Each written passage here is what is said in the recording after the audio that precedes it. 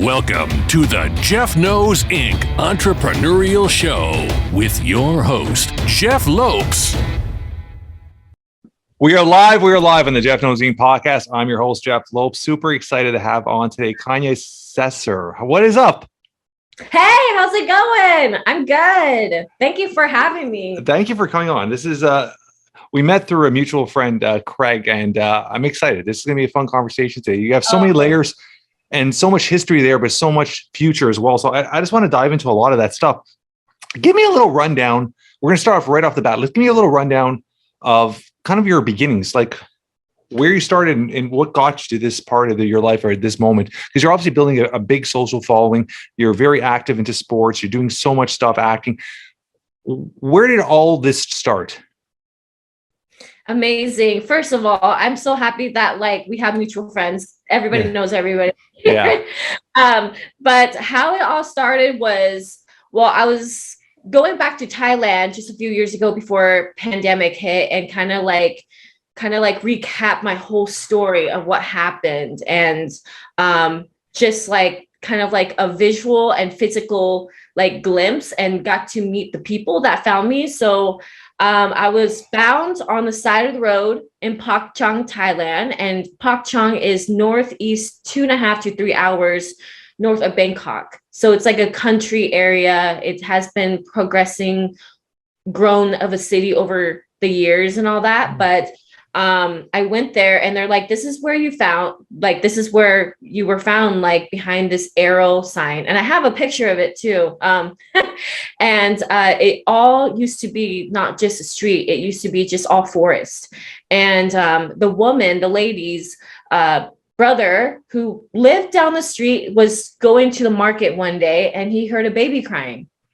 And he's like, wait, a baby is crying, and we need to go check it out. And he went back to his house to go grab his father, his sister, and grabbed a flashlight to just kind of navigate where that sound coming from. And they found me as a baby. I looked around 2 months old, a month old. They feel like I was there for maybe a day, but no more than a day. But I was all dirty. I was wrapped up in a pink blanket. I was, just have road debris all over me. So it's been a few hours or so since I was left there. We don't know who left me there. So they took me in. The woman took me in, hold me, carried me, and went back into her house to kind of clean me up. But as she opened the blanket, she was like, what? Whoa, shock, because there's an indication that I did not have any legs. And she looked and searched for is there an amputation? Something making sure oh my God, this baby doesn't have any legs. And there was no amputation whatsoever. There's no, I was just born this way. And she called the Pak Chang police and took me to the Sahat Thai in Pak Chang hospital. And that's when the nurses and the doctor's staff was also shocked too. Because in Thailand at the time, women and children be kidnapped and taken from their family because of street stuff, meaning kidnapped and then amputation, amputate on whatever to become beggars for money. And recent of that year, that when I was found, there was another girl that was kidnapped, and she was kidnapped by a gangster in Thailand, and she got her right arm amputated to become a beggar. And once that got infected, the beggar just dropped her off, just I don't want you anymore because, you're no use to me, in front of the hospital. And yeah, so that's one of the reasons why, I hear a lot of stories when I went to foster home where I was found, where I was at and all that, and I was raised, kind of told me that it's really important to just make sure what's the health of the baby when they're found, what happened, and making sure but it's kind of sad, to be honest. So I was accepted in Sahat Thai hospital on September 13, 1992. That's not my real birthday. I found out my real birthday is actually in August. I don't know how, but my caseworker gets information, and certain type of information is classified kind of like secretive in some ways. Like she can tell a little bit, but she can't like say where she got it or like how she found it and where, so yeah. And I was raised by two major women nurses, Mei Chang and Mei Toy. They are the ones that kind of like, became my second mom in some ways, or my first mother's. Yeah, like I was about to say that. Yeah. Yeah. And they didn't want me to go into foster care because they want me to be very safe, protected, and they don't want to have me harmed or anything. So they were kind of iffy of like having me in foster care in the first place. They were thinking about just like living with them. I was living with them and went to their house here and there, but I was around really good people, like really good doctors, really good nurses that really like really was there to support me and help me and like wanted the best for me. And they're the one that actually wanted me to kind of like do things, be independent on my own. Like Mei Chang, she's like telling me in Thai that like when I was younger, she wanted me to kind of like do things on my own, take care of myself. And she was the one that had a lot of like faith and like encouragement for me that like, yo, I'm going to start this little girl to become independent, and I'm going to give her a lot of love and support. But I want her to know that like, she doesn't need to be babied. She doesn't need, just because she doesn't have legs, she got herself. And they've seen me climb and walk up on stairs and counters and stuff. And I learned and taught myself. And I think that's because this is all I know. I never lost legs. So it's different story. Like I was always born with this, and this is what I know. And this is what I have to outcome. That is a form of tough parenting, but it's a form of loving parenting, right? Being able to mentor you in a purpose to get your independence is so powerful. And that's for any kid. Never mind, obviously, the situation you're going through. So sorry for breaking it up, but it's such an incredible thing they did that for you, because obviously it led a path for where you are now, right? Yeah. Well, so like when I was young, like, they want to see what I can and cannot do. They're not going to be like, she has no legs, we need to make sure that like, she's like where some people, I feel like kind of like, how do you say, kind of like, be depend, like, yeah, of course. Yeah. Depend on just because you're different, just because like you live in a different life, they assume you, and then they like thinking that you need to be dependent. I want to say dependent. They're putting limitations on, and that's the worst thing to do with anybody. That is the worst thing. And I'm so happy that they didn't see that. They're like, we're not going to put limitations on this girl. We're going to show her that like, like Mei Chang, she was actually in the Navy in Thailand. She was never married. So a very, very strong woman. Yes, very strong woman. She's been single. She's still single. And she's just so happy. She's so strong. And I think when she's raising me, like that's how I was raised. And I'm very fortunate to be raised with strong, incredible women, and also, men, doctors. And that's probably how I became a really headstrong of a woman. However, they said that I was very stubborn, and I was very like, when I was a baby, it was really hard to take care of me, because even though like they loved me and all that, but it was very hard, because it's like, it was kind of like hard to understand what I wanted, they said, when I was younger. And I think the fact that like without having legs, the obstacles of like knowing and not knowing or understanding, it can be really frustrated, because, like, no, this is what I want and this is how I do things.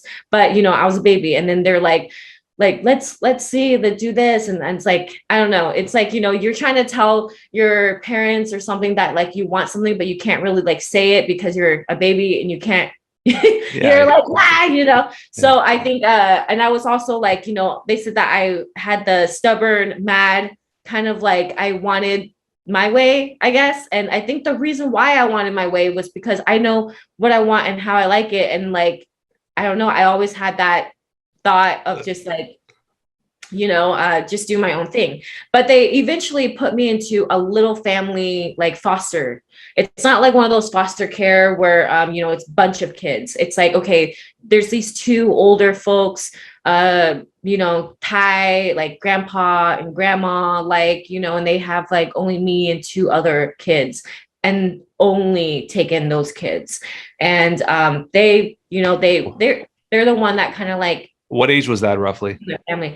I was around like 4 or 5. Do you have any memories of that age? I do. You do, huh?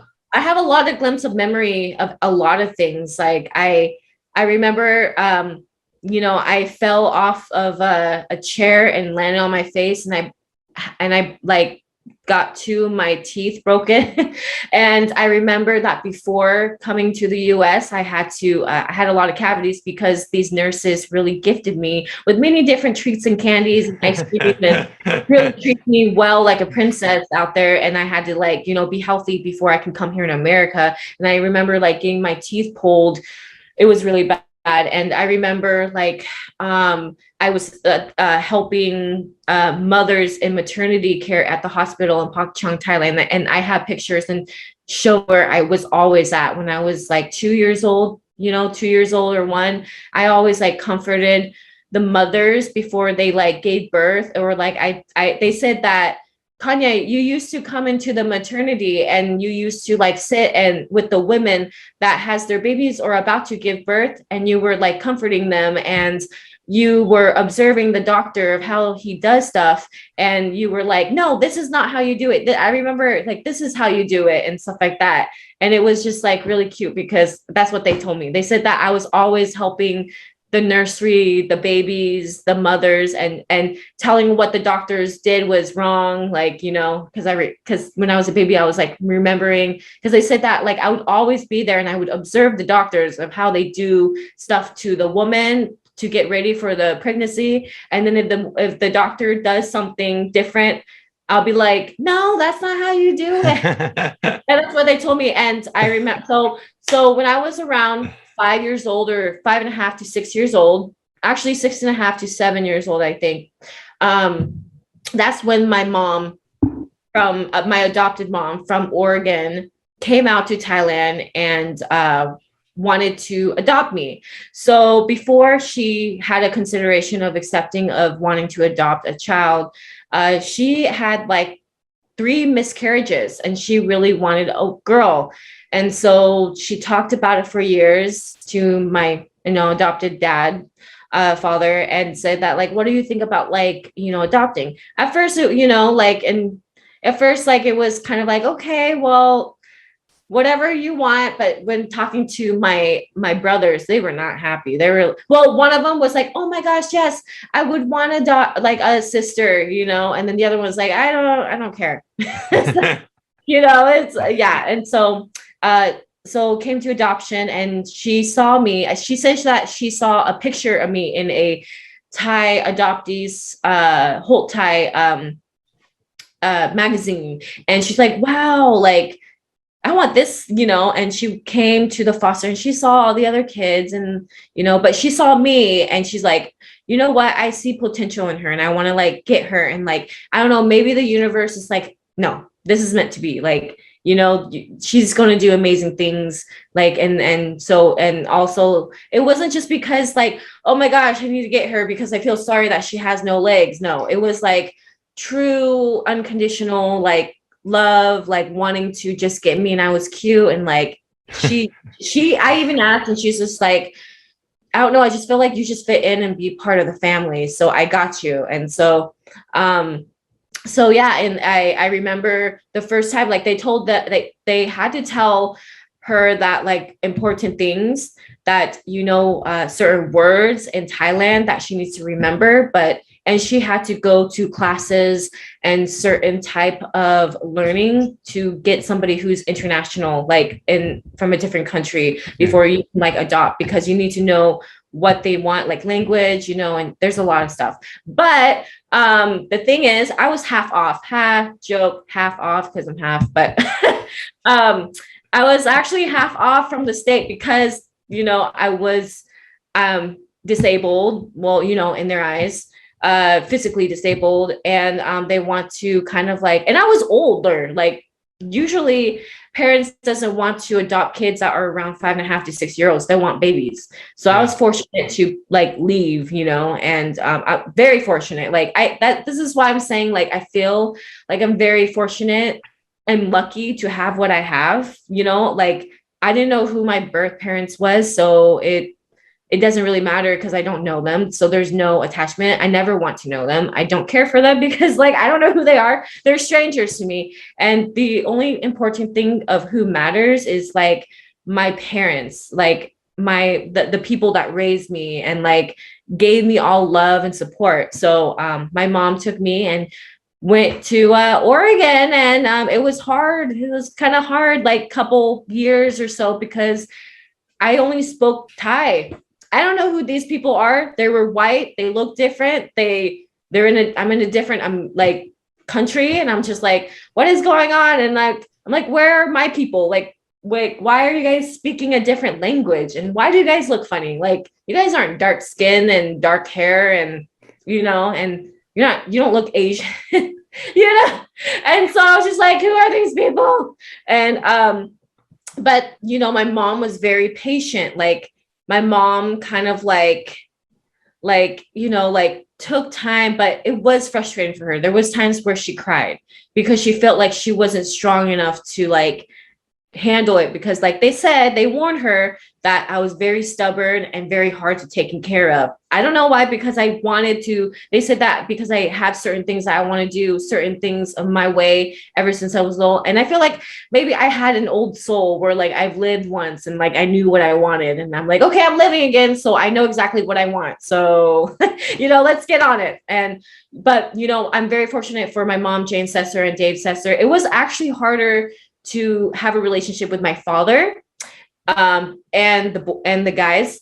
At the time, I just didn't like men. Like I didn't like boys. I didn't like guys because I was always around women. And I feel like they're very like, I don't know, like just like scary, not scary, but like, I don't really care for you guys. Yeah. So and my dad, because I think it's like that, like, testosterone type of like feeling. And I was always around women energy. And I'm like, who the heck are these? Like, and as a baby, like, scary. Like, who are you guys? You look very dominant and like crazy or something. And how old were your brothers at that time? Your stepbrothers? My brother, he's only like 2 years old. So I'm the youngest out of the three of us. Yeah. I have two older brothers.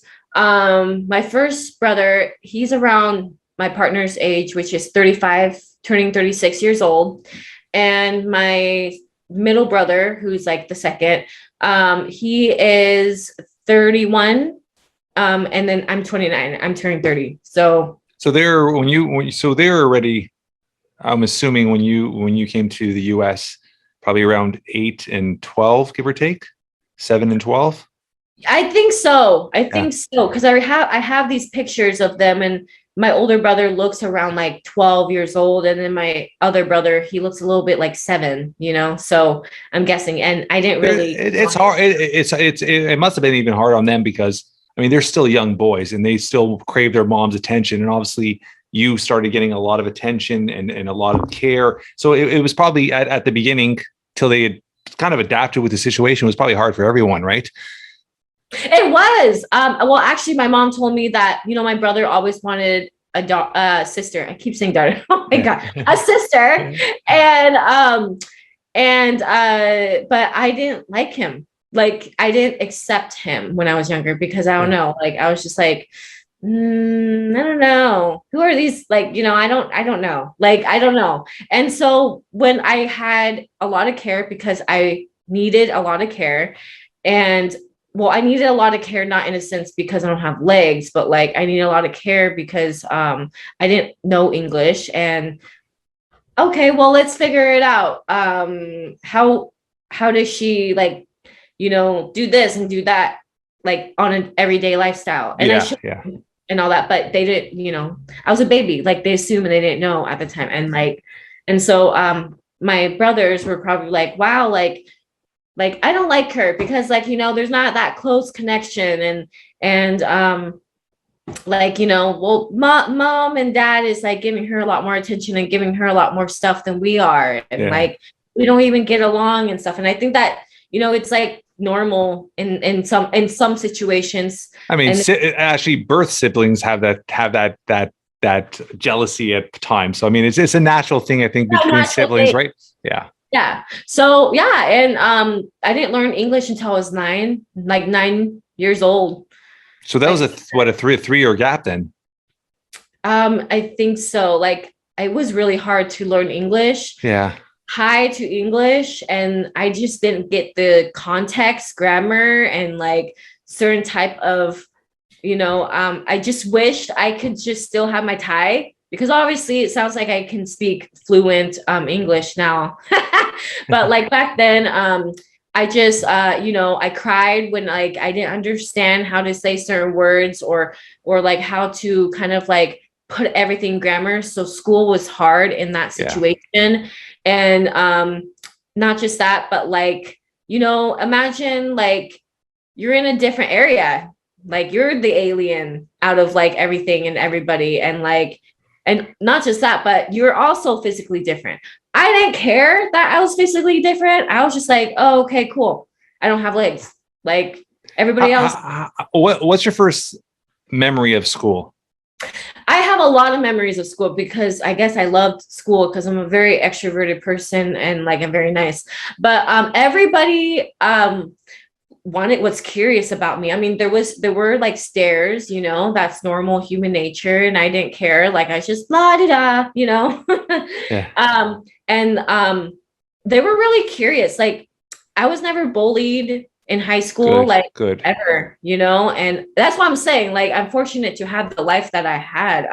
A lot of people want to be my friend because like, I was like, maybe because of my personality, like I glow. My personality is very bubbly and like, whoa, like a firecracker, you know, and a lot of people say it. And I just like bring people in. So I think that's why, like, you know, I was never really introverted. I'm just like, hey, how's it going? And when people ask, like, what happened to your legs? I'll be like, oh, I was born this way, but watch, I can do push-ups and I can do this. And I guess my mom says, ever since, I love to show off and show people that anything's possible and that, like, you know, to change people's perspective and change their mind. She says, I always love a challenge and I love to get into people's heads by oh, you don't think I can do that? I'm gonna show you. So I was like, my fire in me, because I'm a Leo, like I'll show you, you know, and so yeah, and I was you know, I did many different things, art and kind of like, you know, cheerleading and stuff. And my mom actually built a playground at my elementary school so I can play with the rest of kids, because I used to have to roll my chair all the way up that hill onto the bark desk to just play with my friends. And she saw that because, you know, she has to come to school and observe me, make sure I'm good, everything's okay. And she modified a lot of stuff at my school for me. She's like such a saint. I love it. Yeah, and not just that, but there's also an article that we saved.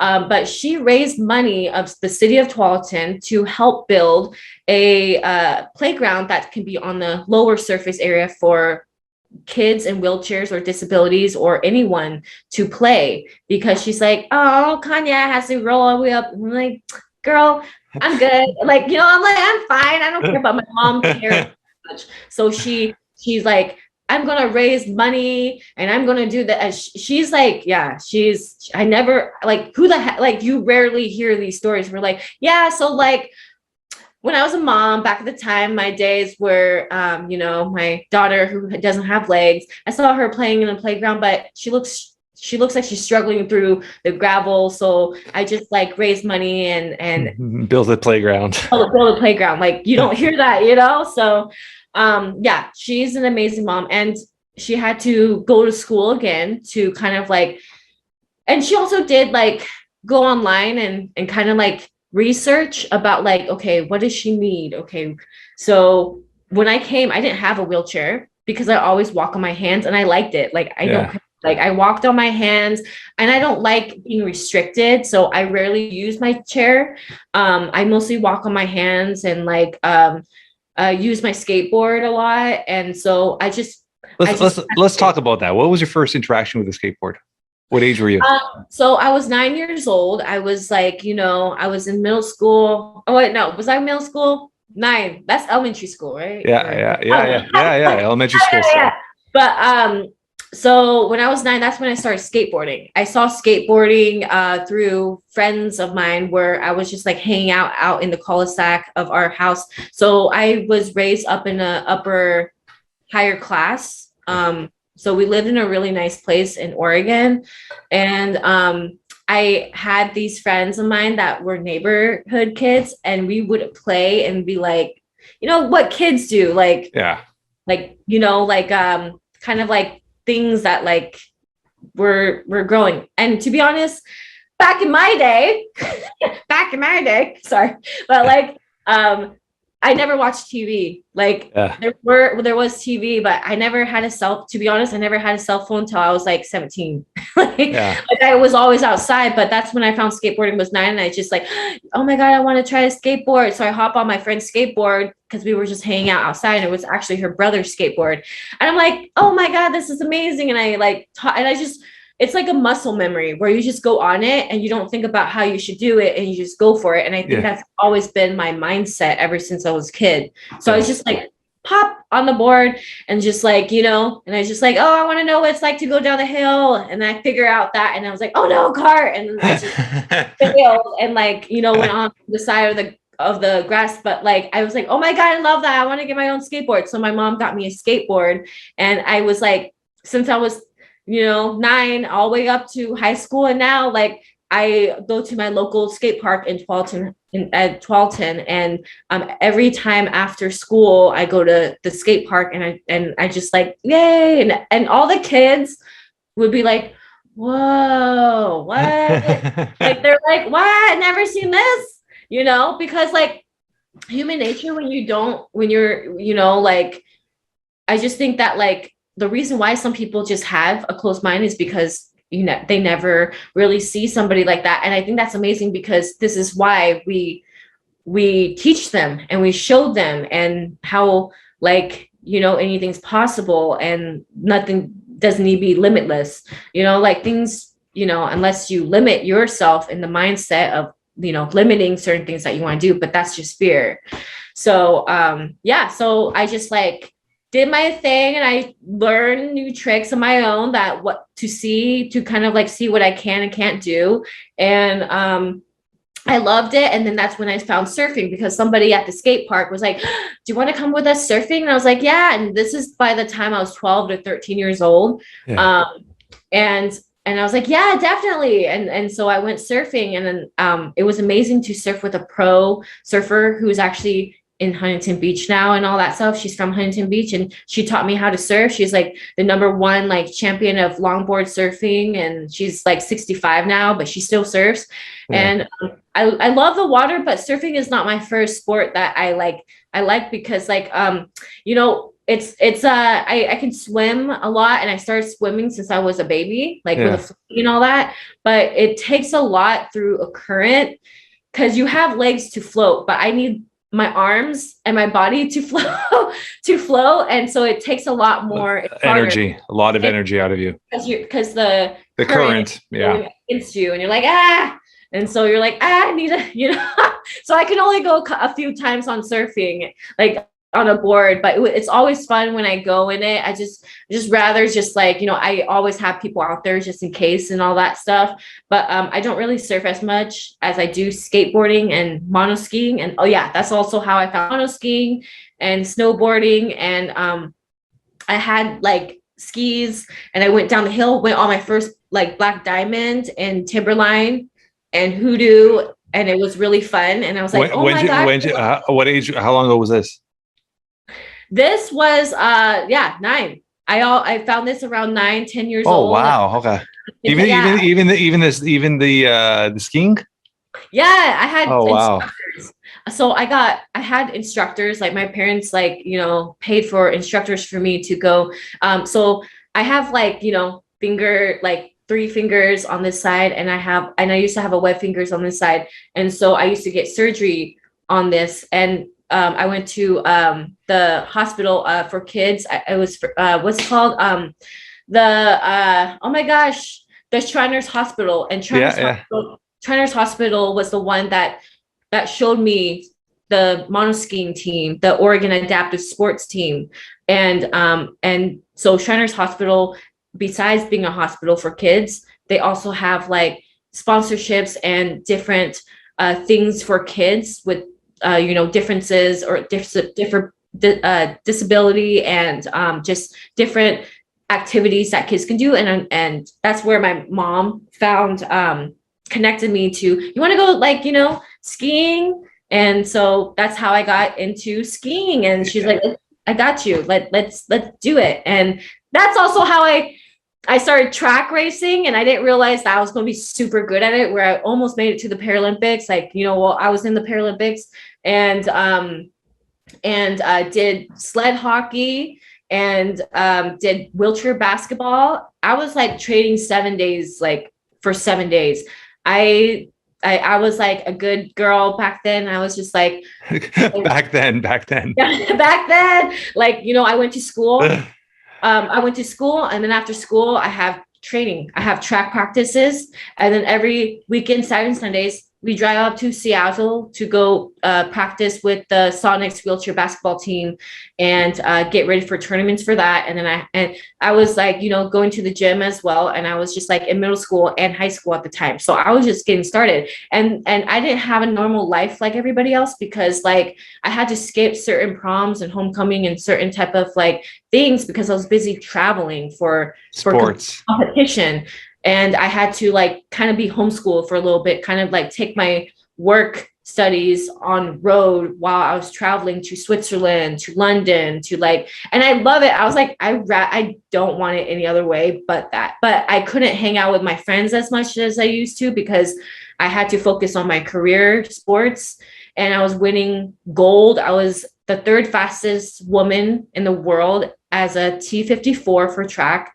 And I was competing against Tatiana McFadden, Chelsea McClammer, and I know Eric Hightower. He was the one that kind of like, I remember like training with him and all that stuff. And a lot of my track friends and scout and all that. And it was really incredible because I won the 100, the 200 meters. I got gold in that. I got gold in the 400. I got gold in the 800. I got gold in the 5K, which is long distance, like around 5K. I think that's around like 12 laps.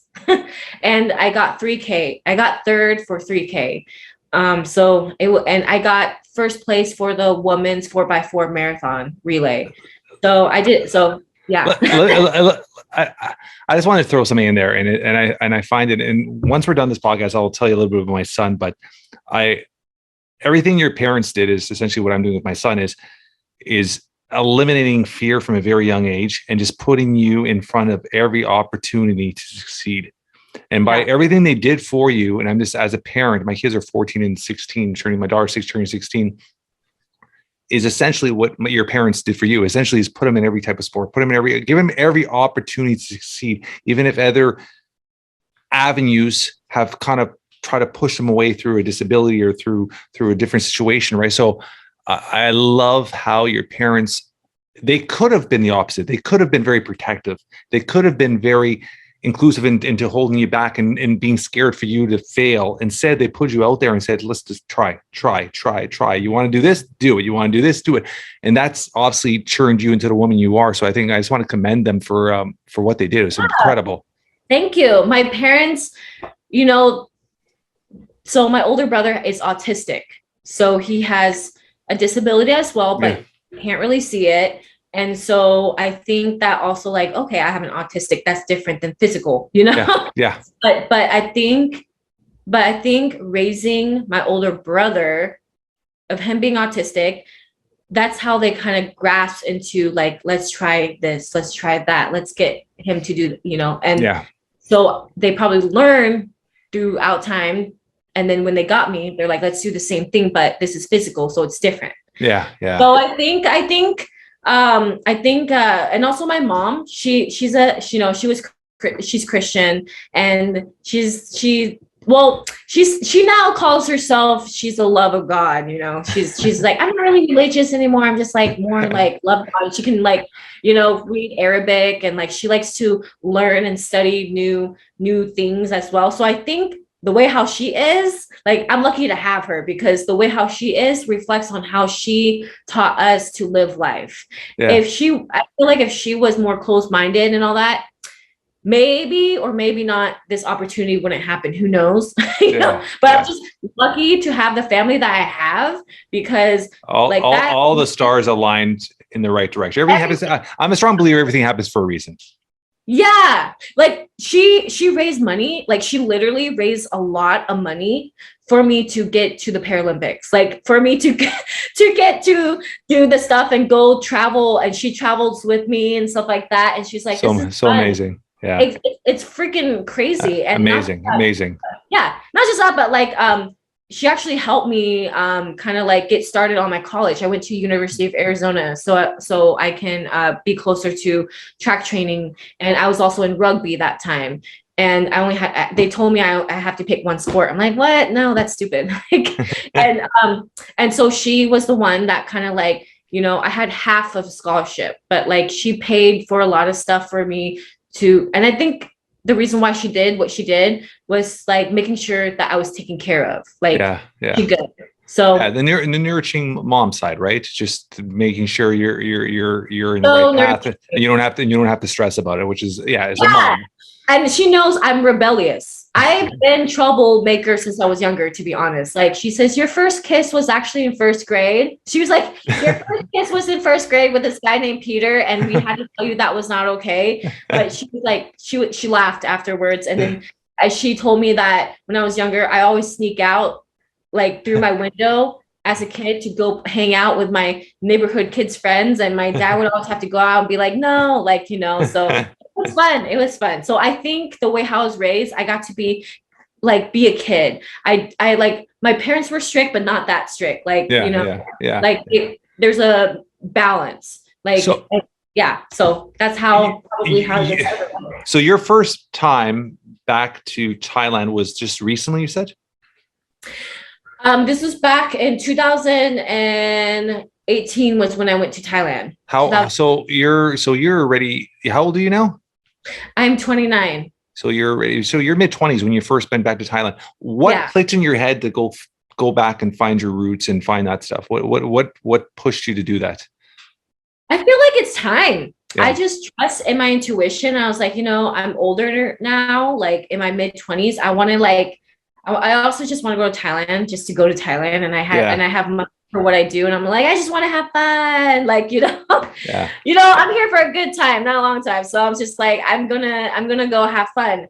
But the thing, I'm like, you know what? I'm gonna like hit up my caseworker, and she orchestrated this whole big trip for me and paid for me on a lot of things. And I was like, literally, when I went back to Thailand, I was praised. Like, I was literally praised. Like, when I went there, everybody was taking pictures because there's a story. Like, I was big there. Like, what my story did impacted and was really intriguing, that like, oh my gosh, like she's here, and she got all the nurses and doctors together all at once, and people who raised me, and everybody's like crying. And I have these videos of me like getting gifts. I was getting like Thai silk. When you get Thai silk in Thailand, that means you're very loved. Thai silk is expensive, by the way. So I was money, I was getting Thai silks, I was getting like loves, and everybody was hugging me, and like they missed me a lot. So it was a big deal when I went there. I was like, oh, okay, well, I thought I was going to go jet skiing and go to these beautiful beaches, but this is cool. This is cooler. I feel good. How did it bring back any, like, just like, was it one of those moments where just like sit back and take a deep breath, and like any memories started coming back when you got there, when you started seeing your caseworker and all that stuff? So I'm not really of like an emotional person. Okay. It takes some time for me to get emotional, and I don't know. I mourn differently. I become emotional differently. I think the way how I'm very like, woo, you know, like, okay, like I never had a bad day. I never have like I love it. I never really like have a moment where I'm like, oh my gosh, like this is so much. Like, no, I'm all like, oh my gosh, this is so interesting. Please tell me more. Like, what did I do?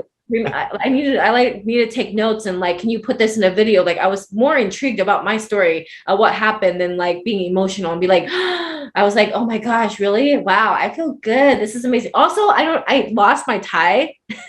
I was going to ask you, do you speak Thai still or no?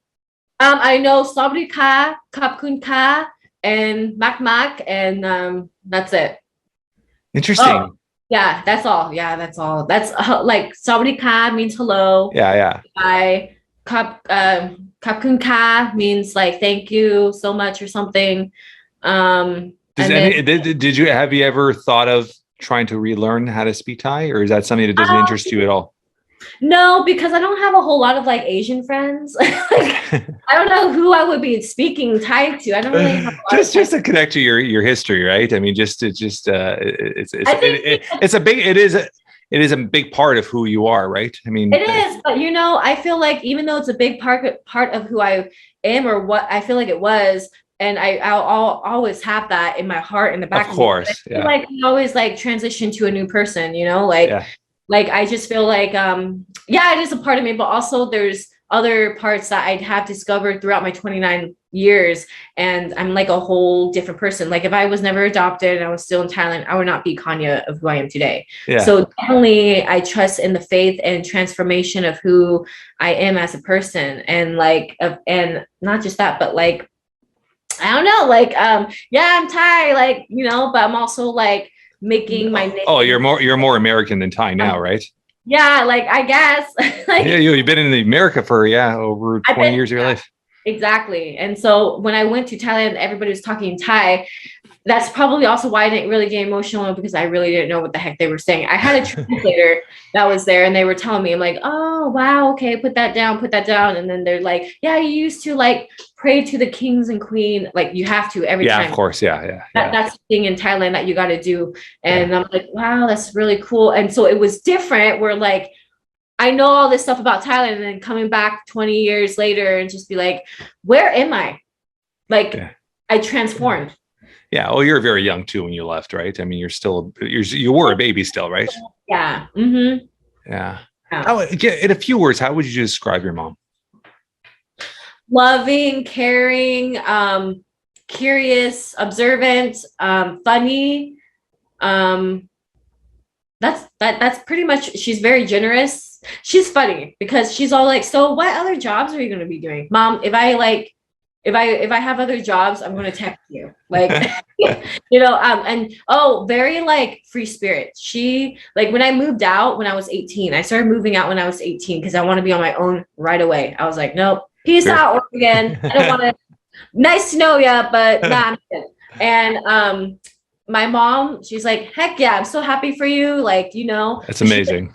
But she never always check in because she wants me to be like, you know, I check in when I want to check in. And that's how like, she knows how I am. So I think having the same relationship where like, we're not constantly always need to check in on each other. I can like literally, even though I talk to her like once a week now and maybe more, but back then she let me do me. And she's like so happy at what I do. And she's just like, I just want to see you succeed. Like, call me later.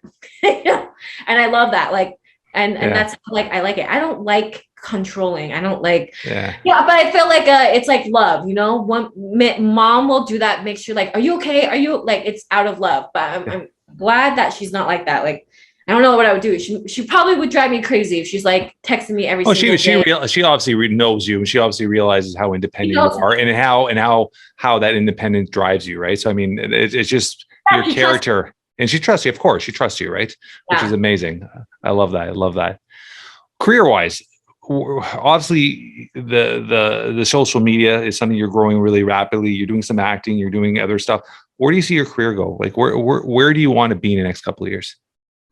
What I'm doing now, like, and more, to be honest, because right now I'm actually writing my book finally. Awesome. And a kid's book, and I've been kind of like making that happen right now. And so the thing is, I didn't realize I was going to be an actress. I was an athlete. I was a star gold athlete. Like I I was athletic since day one. So Yeah. I was like, oh wow. Like if I can like just look at my future back then, and I'm glad I did because it's like a surprise to be like, who would have known? Like who would have knew, you know? But like and I'm still an athlete, you know. But I didn't start I actually when I was in high school, my parents, you know, during the summer, I didn't just like hang out at the house and like, oh yay, summer, let's go camping. I didn't just do that. Like when one summer hits, I went to like Christian summer school and then went to like music and arts acting school and like art school. Like there's always something that I'm doing during the summer, and I loved it, to be honest, because like I was like, wow, this is fun, like and it connected, you know. And I went to a musical acting school, and that's how I started like actually I was in choir, so I know how to sing. Good. But it's something that I mean, I'm really my family says I'm a pretty good singer, but I'm like, no, I'm good. Like that's not I started singing since I was like 5 years old. But not my thing. Maybe next life. But so yeah, so everything just started, I think, throughout time growing up. Because you know, I was actually in my first independent film, believe it or not, a small part when I was just like 16 years old. During the acting school. Yeah. So I went to school for acting in Beaverton or Hillsborough. I don't remember. And so I did that, and I didn't stick to acting until later on because I'm like, that's fun, that's cool, but I'm going to stick to like sports and stuff like that. And so fast forward, like, you know, I was a model.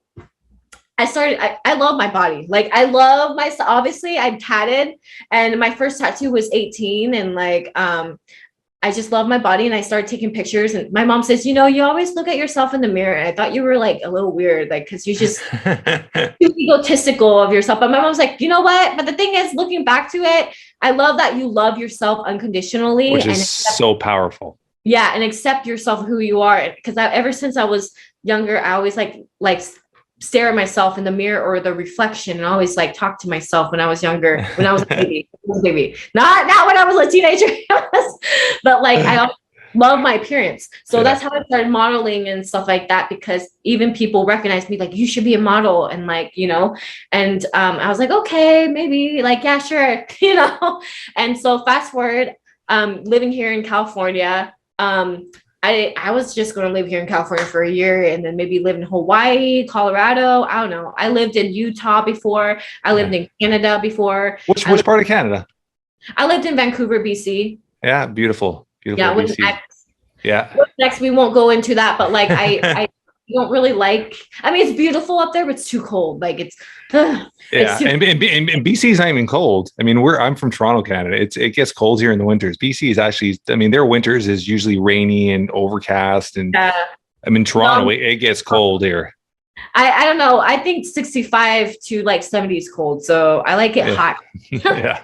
But yeah, so I live in many different places, and that's how I found acting. Actually, freak show. I used to work at the Venice Beach Freak Show, and at the time, you know, I was going through things like discovering myself in my early 20s, and you know, my best friend passed away from overdose, and I was like helping her with that, and then I was just skating one time at the freak show, just thinking about life, and be like, oh God, I'm stuck. You know, I had that moment where like, I'm stuck. Oh my God, what should I do? But like, I didn't panic. I was just like, just thinking about, okay, that didn't work out, because like I retired track after I left Arizona to go to California when I was like 21, you know, 21, 22. Actually, I was 22. Yeah. And the reason why I quit track was because I'm like, I'm bored of this. Like, been doing it for 16 years. I'm good. Like, you know, and so went to California, saw Todd Ray at Venice Beach Freak Show, and he was like, come see the two-headed turtles, the fire eater, the sword swallower, the smallest man in America. And like, I crossed by with my skateboard, and then he stopped, and he just like, look at me like this, just like slowly be like, what? And I came by again, and he's like, hey, you. With his microphone, he's like, hey, you, come over here. And I was like, okay. And he's all like, you are so incredible. Hey, here's my card. Like, you know, and I'm like, okay. And it's like, would you ever want to work at like a circus? I'm sorry. Something like in my head, I'm like, no. I like at the time I was like looking at the word freak and I was like, I don't know about this. This doesn't seem like Kanya, like freak, you know, I'm not a freak. Like, you know, like I was in a different mindset and stuff. Yeah. And he's, well, whenever, think about it. So a year went by and not a year. Yeah, around a year went by. I was like 23 or something, or I forgot. But like, I was like, oh man, I don't have a job. Like, I don't have a job. Like, I need money. Like, you know. And I mean, I got my parents like some of their inherited, like, you know, a little bit of money. You know, not, but like, I'm all like, I need to do something with my life instead of skateboarding and like, you know. And but during the time as well, people recognized me and be like, oh my gosh, you're a skater. I want to interview you during the time of before working at the freak show. And so I was like, hey, I'm going to try it out and see if I like it. And I loved it. I never thought I had an emo,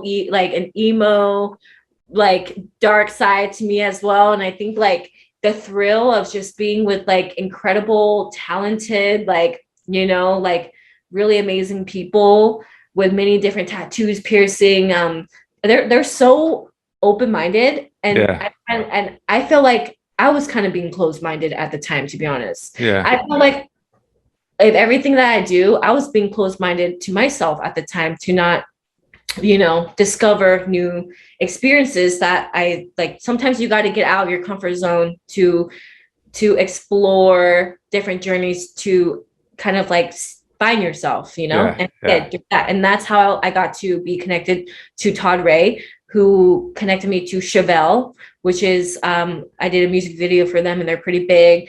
The Killers, everybody knows. Yeah, of course, yeah. I do music videos with them, Smashing Pumpkins. Oh, like, wow. I got these amazing, incredible people, and I got connected to my friend Charlotte, who's dating, you know, from my friend Charlotte, who helped, you know, was connecting me and we're friends and we're in this group, but she's dating John Lennon's like son and all that. So I'm connected to all these incredible people who knows people. It's all about connections. I was like, and so I started building myself, and then Hawaii 5-0. I was in Hawaii 5-0 came and be like, Todd, guess what? I got accepted into a Hawaii 5-0. They want me to go in 2 days and fly out there in 2 days to do this like thing. And I nailed it. I nailed my first big acting gig and they loved it. And everybody got emotional after they saw it. And I was playing Ruby Valera, who was a surfer. And it was like just a fun time living in Hawaii, filming it. And then after that, I was in Code Black. So the next thing came to the next thing, Code Black. And then I met my other friend, Louis Guzman. Everybody knows Louis Guzman, and you know, and my other friend who was in Cold Black, the main characters, and I got to connect with them, be friends with them. And then after that, I got connected to Young and Reckless, because I still skateboard, and connected to my best friend Oscar, who connected me to the Ryan Sheckler Foundation. Got to be friends with Ryan Sheckler since 2015 and all that. And so then I got The Walking Dead, Fear of the Walking Dead. And then I got to be in Babylon with Tobey Maguire, the Superman, Spider-Man guy. We'll be out December 25th, 2022. So watch that. And so you're busy, huh? Yeah, I'm busy. And then I couldn't this is amazing. Yeah, I'm actually I'm working right now with one of the directors and producers for another movie that actually is really big for me. I'm the main character with, and her name is also Ruby. And I have been working with the director who's willing to work with my quote unquote disability, well, me not having legs, because most of the brands and people, they want somebody who's an amputee but wears prosthetics. They want to work with somebody who is an amputee but who can wear prosthetics. Well, I don't wear prosthetics, and no, I'm good. I don't, and it's kind of hard sometimes because I'm all like, well, I think you need to understand different disabilities, because just because we have similar disabilities, that does not mean we are the same. We are the same. Don't judge disability as a same visibility and all that stuff. So it's one of those things where, And so I finally connected to a director that was like, you know what? The original, I can talk about it, by the way, the original like script that we want to do was about Ruby wearing prosthetics, and it kind of reveals her what, like, everybody want to know what the heck happened, because this is like, you know, like puzzling everything together for the audience to like a mystery, like, you know, type of thing. And kind of do kind of sad, happy, all emotions, all energies. And they wanted to, like, you know, have this script, but I'm like, just let you know, I don't wear prosthetics. So unless we can like figure it out, I'm down to do it. But if you want somebody else, I know people, and they're like, no, we want you. You know what? We're going to change the script. I'm going to literally the writer, the director, and the producer changed the whole script. So awesome. I could just be in it. And I never had that, you know? Yeah. And so I'm excited because I'm going to be flying out to Canada and living there for a month and a half or 2 months. In which part of Canada? We don't know yet. So we're still trying to find. They do a lot of filming here in Toronto, Canada. So much things are happening. The thing is about this film is that it's going to be by a lake and the mountains. So we want to resonate the whole scene, you know, when you know, you don't just like do it to do it. You don't just like, oh, I'm going to act and I'm going to do that. You gotta be in this serene area, or like be in this area where, you know, the movie is going to take place. You have to prepare yourself as an actress or an actor to kind of like get into it. It can't just be anywhere. It has to be like, you know, how the script is. And so I've been working with that, and I'm excited. It should be out 2024, 2023, 2024. I don't know, but I'm excited because this is going to be the second time that I'm going to be out in theaters. It's pretty awesome. I never had myself out in theaters, but it's about Jack and Ruby. And Jack, you know, Ruby doesn't find out till later that Jack was the one who killed her 2 sons. And are you allowed to be giving this all up in the movie before? Yes. You just came up the whole movie. Oh yeah, true. But anyways, fast forward. It's just that, you know, we like it's a whole thing. It's amazing. This is awesome. I'm just excited. Like, so, yeah. No, this is awesome. Yeah. This has been absolutely amazing. We could talk. I'm gonna have you on again for sure. We've been on for a little over an hour. No, this is awesome. This is awesome. I mean, I usually have to carry the conversation. I just sat back and had a smile on my face listening to your story, which has been incredible.